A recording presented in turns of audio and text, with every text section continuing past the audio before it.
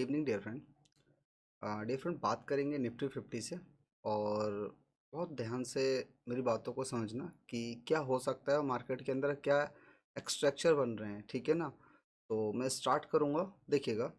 Nifty 50 के अंदर ये फॉल आना स्टार्ट हुआ। अभी मैं किसी लेवल पर बात नहीं करूंगा, सिंपल मार्केट के एक्सट्रैक्चर को हम समझेंगे। ठीक है ना।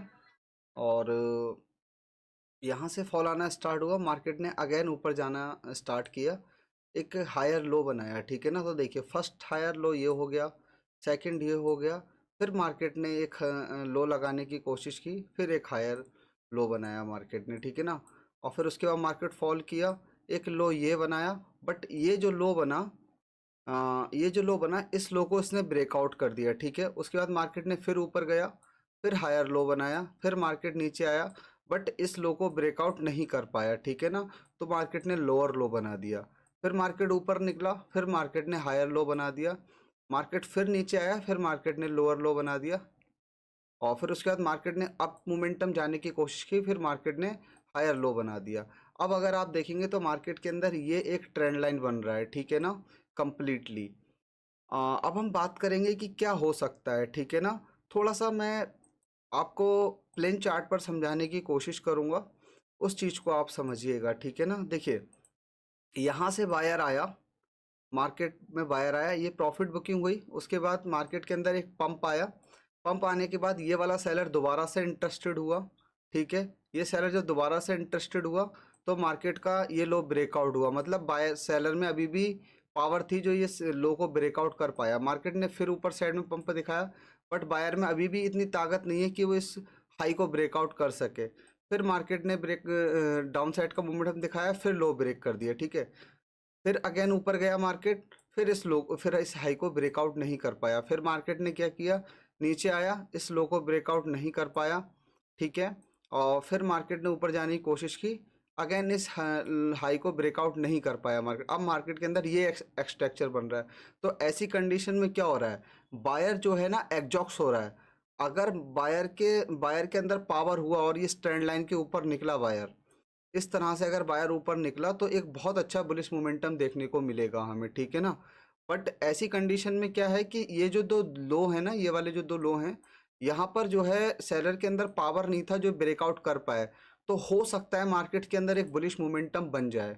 ठीक है ना। किस तरीके से बनेगा, कहाँ से बनेगा, ये सब चीज़ें हमें देखनी होंगी। ठीक है ना। तो देखिएगा, सबसे पहले तो मैं एक ट्रेंड लाइन ड्रॉ करूँगा जो कि बहुत ज़्यादा इम्पोर्टेंट रहेगा। ठीक है। अगर इस ट्रेंड लाइन के ऊपर सस्टेन हो जाता है मार्केट तो एक बहुत ही शानदार मोमेंटम हमें देखने को मिलेगा। ओके। तो ये ट्रेंड लाइन मैंने मार्क कर लिया एक।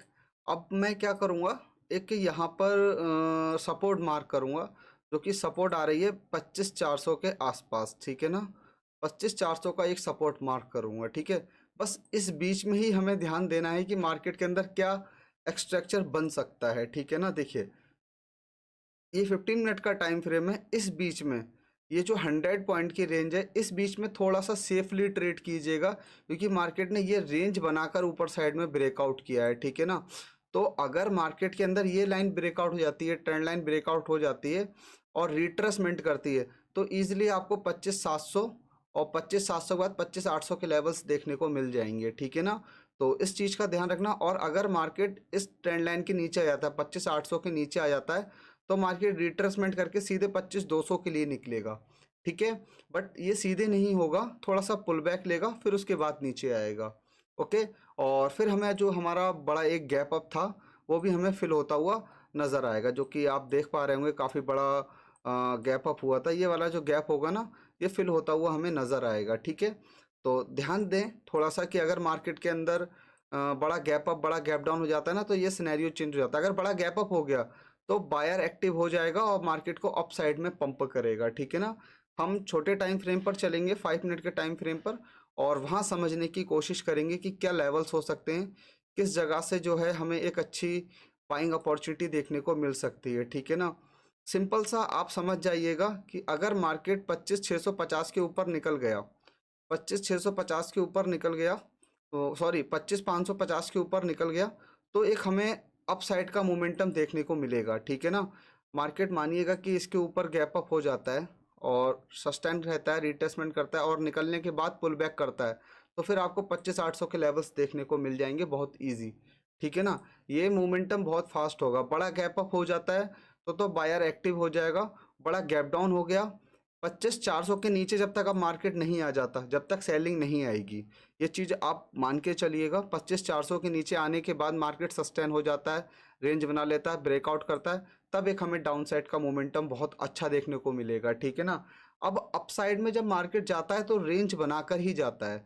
ऊपर गया, रेंज बनाया, ड्रामा दिखाया, फिर ऊपर गया, फिर रेंज बनाया, फिर ऊपर गया, फिर रेंज बनाया। बट डाउन साइड में ऐसा मार्केट नहीं करता है। डाउन साइड में नीचे सीधे गिरता है, देखिए ऐसे ये गिरा, ठीक है, ये मूवमेंट आया। अप साइड में क्या करेगा, रेंज बनाएगा, फिर ऐसे ऐसे जिगजैग करेगा। इस तरह से अप साइड के मोमेंटम रहते हैं। तो अप साइड में थोड़ा डिफिकल्ट रहता है, छोटे टारगेट हमें कैप्चर करने को मिलते हैं। तो इस चीज़ का आप थोड़ा सा ध्यान रखिएगा। ठीक है ना। और इस बीच में कैसे वर्क करेंगे, इस बीच में देखिए, एक अगर आप देखेंगे ना तो 25,450 के आसपास, 25,450 के 25,450 के पास एक सपोर्ट क्रिएट हो गया है। यहाँ पर अगर आप देखेंगे तो एक सपोर्ट क्रिएट हो गया है। तो थोड़ा सा वेट कर लेना यार। ठीक है, ये ये 50-100-80 पॉइंट की रेंज है, इसको थोड़ा सा अवॉइड कर दो। इस ट्रेंड लाइन के ऊपर निकलता है, रेंज बनाता है 25,565 के ऊपर, एक हमें बहुत अच्छा बुलिश मोमेंटम देखने को मिलेगा। ठीक है ना, डाउन साइड में मैं अभी इंटरेस्टेड नहीं रहूँगा। 25,400 के नीचे अगर डाउन निकल जाता है, फिर उसके बाद अगर बड़ा गैप डाउन हो जाता है इसके नीचे, ठीक है, रेंज बनाता है, निकलेगा, I am interested for down side.